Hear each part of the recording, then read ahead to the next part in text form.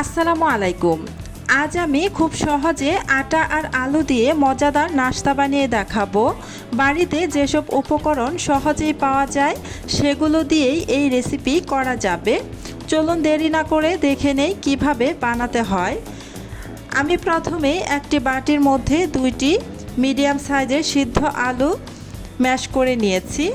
এবার এখানে আমি দিয়ে দিব মেজারমেন্ট কাপে মেপে 1 কাপ পরিমাণ আটা। এবার দিয়ে দিচ্ছি এখানে 2 টেবিল চামচ পরিমাণ পেঁয়াজ, স্বাদ অনুযায়ী লবণ দিয়ে দিচ্ছি, মরিচের গুঁড়া দিয়ে দিচ্ছি 1 চা চামচ পরিমাণ, হলুদের গুঁড়া দিয়ে দিচ্ছি সামান্য একটু, আপনারা চাইলে এটা স্কিপ করতে পারবেন। দিয়ে দিচ্ছি জিরার গুঁড়া 1/2 চা চামচ পরিমাণ।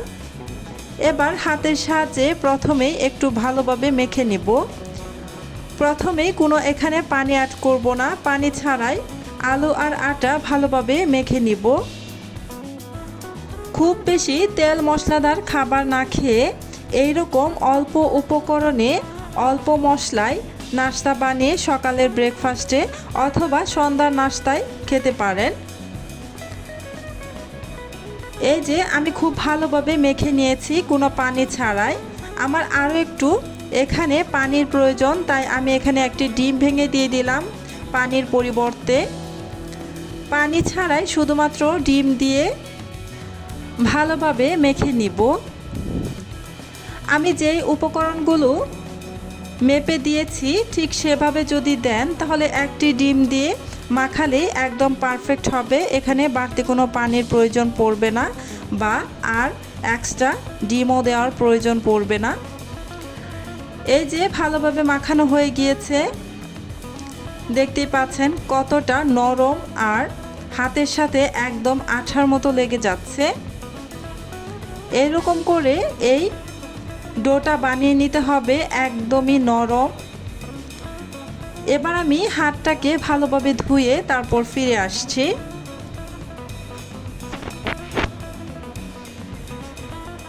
চুলায় একটা প্যান বসিয়ে প্যানটাকে গরম করে এবার এখানে প্রায় 2 টেবিল চামচ মতো তেল দিয়ে দিলাম। তেলটাকে পুরো প্যানের গায়ে ভালোভাবে মিশিয়ে নিচ্ছি।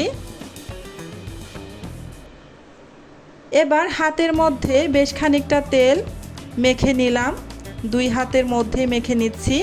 অবশ্যই ভালোভাবে তেল মেখে নেবেন, নয়তো এই নাস্তার শেপগুলো দিতে পারবেন না, যেহেতু একদমই নরম আর আঠার মতো হাতের মধ্যে লেগে যায়। তাই ভালোভাবে হাতের মধ্যে তেল মেখে নিয়ে তারপর এই নাস্তার শেপগুলো দিয়ে দিবেন। আমি প্রথমেই কিছুটা ডো হাতের মধ্যে নিয়ে প্রথমে গোল করে তারপর এই যে একটু লম্বাটে করে বানিয়ে নিচ্ছি। আপনারা চাইলে এটা একদম গোলাকৃতিতেও বানিয়ে নিতে পারেন, গোল করে তারপর চ্যাপ্টা করেও বানাতে পারেন, আপনারা আপনাদের ইচ্ছে মতো বানিয়ে নেবেন। এই যে একটি নাস্তা আমার বানিয়ে নেওয়া হয়ে গিয়েছে, তাই তেলের মধ্যে দিয়ে দিলাম। এভাবেই সবগুলো আমি বানিয়ে তেলের মধ্যে দিয়ে দিব। প্রথমেই আমি 3টি নাস্তা বানিয়ে তেলের মধ্যে দিয়ে দিলাম, আর জায়গা হবে না, বাকিগুলো আমি পরে ভেজে নেব। প্যানের হাতলটা ধরে এভাবে একটু নাড়াচাড়া করে ভেজে নিচ্ছি, এতে করে খুব সুন্দর একটা কালার আসবে। এই যে কিছুক্ষণ পর একটু উল্টে দিচ্ছি।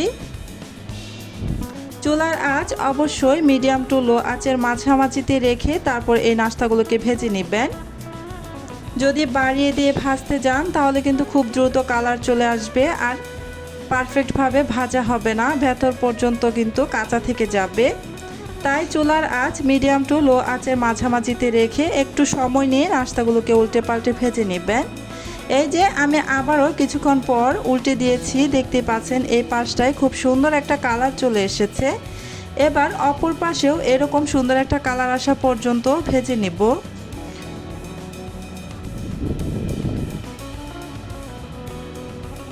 এই তো 2 পাশই আমার খুব সুন্দর কালার চলে এসেছে, তাই আমি এগুলোকে উঠিয়ে নিচ্ছি। সেমভাবে বাকি সবগুলো নাস্তা আমি এভাবেই ভেজে নেব।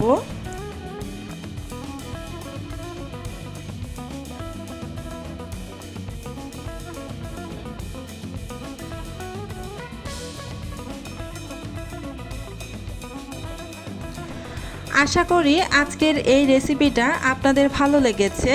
ভিডিওটা ভালো লাগলে লাইক দিন, শেয়ার করুন এবং চ্যানেলটি সাবস্ক্রাইব করতে ভুলবেন না। আবার দেখা হবে নতুন একটি সহজ ও মজাদার রেসিপি নিয়ে।